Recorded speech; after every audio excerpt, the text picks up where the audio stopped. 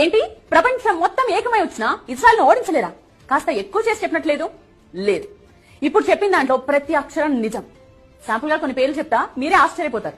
ఏంటి ఈ ప్రపంచం మొత్తం వాళ్ళ చేతుల్లో ఉందా అని.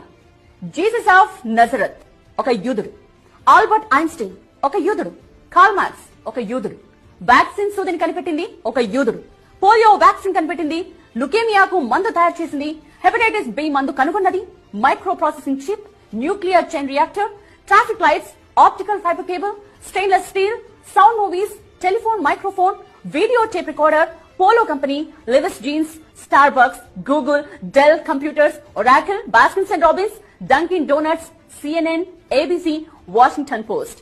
వీటన్నిటి వెనుక ఉన్నది యూదులు. లిస్ట్ లా చెప్పుకుంటూ పోతే కనీసం 1-2 గంటలు పడుతుంది. మీరు ఏ రంగమైనా తీసుకోండి, యూదులు లేకపోతే అడగండి.